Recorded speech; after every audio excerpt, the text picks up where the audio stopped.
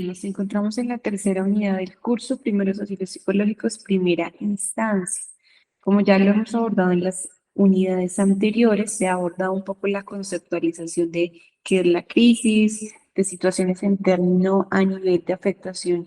sobre la conducta autolesiva y sobre el suicidio. Ahora hablamos de ese primer momento en el cual nosotros generamos un proceso de contención y generamos un proceso de manejo. Entonces, aquí es en donde nos vamos con el primer subtema de la conceptualización de los primeros auxilios psicológicos,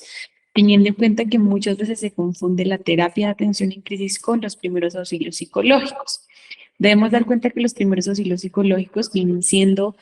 una estrategia que cualquier profesional que tenga un entrenamiento frente a cómo aplicarlos puede llevar a cabo un proceso de manera pertinente frente a la situación de crisis que está viviendo una persona. Si por el contrario no tiene un entrenamiento, pues va a ser muy difícil para él o para ella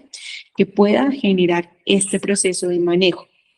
El segundo subtema tiene que ver con quién puede aplicar esos primeros auxilios psicológicos y qué se debe tener en cuenta. Como lo decía hace un momento, quien tiene un entrenamiento en primeros auxilios psicológicos puede hacer dicha aplicación. Si por el contrario no tiene conocimiento al respecto o no se ha entrenado, por ende no va a poder hacer la aplicación. En este caso, profesionales de la salud, personas como trabajadores sociales, nuestros mismos cuidadores, padres de familia, dentro de un contexto social que tengan el conocimiento y las habilidades, pueden hacer la aplicación. Es fundamental que dentro de esa aplicación se cuenten con ciertas habilidades para poder promover ese escenario y esa intervención inicial frente a la necesidad que puede llegar a requerir la persona. Pero si por el contrario no se cuenta con las habilidades, como por ejemplo el hecho de generar un proceso de escucha, el hecho de reorganizar y ayudar a categorizar información necesaria, pues quizás vamos a generar procesos victimizantes y por ende no estaríamos ayudando a la persona. Entonces acá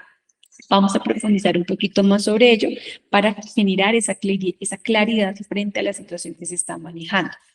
El tercer subtema tiene que ver con las estrategias de cómo aplicar esos primeros auxilios psicológicos, que es lo que de antemano yo debería tener en cuenta para cuando voy a generar ese proceso de acompañamiento, qué es lo necesario dentro de lo que yo estoy aplicando para mitigar cualquier riesgo que se pueda presentar en la persona que en el momento está viviendo una situación que le resulta bastante demandante debido al mismo proceso de desorganización propiamente de la crisis que está viviendo. Entonces acá se evidencia un poco esos elementos claves y necesarios para generar un abordaje oportuno frente a lo que la persona o el paciente o el usuario está requiriendo. Vamos a hablar del protocolo ABCD, que es el protocolo de Montenegro y Castillo, un protocolo que es muy práctico dentro del campo de la salud, en donde se da cuenta de cómo hay unos pasos necesarios para poder generar realmente el abordaje de esa situación que le resulta difícil a una persona. Entonces acá vamos a conocer, por ejemplo, cómo llevar a cabo un proceso de escucha activa, cómo generar un proceso de respiración y cómo lo postula el manual de entrenamiento en ventilación, es decir, de control fisiológico, frente a las emociones que producen propiamente esa situación de crisis, de acuerdo al evento o a la experiencia del paciente, la categorización de necesidades, las derivaciones de redes de apoyo y el proceso de psicoeducación. Adicional a ello, desde lo que implica la movilidad en este curso, también compartimos información para el contexto boyacense de algunas líneas de atención que pueden ser fundamentales tener en cuenta en el momento en que yo estoy generando este proceso de acompañamiento. El siguiente tema dentro de esta tercera unidad involucra todo lo que respecta el hecho de comprender dentro de nuestra actividad evaluativa un análisis de caso. En este análisis de caso nosotros estaremos revisando cómo yo podría poner en práctica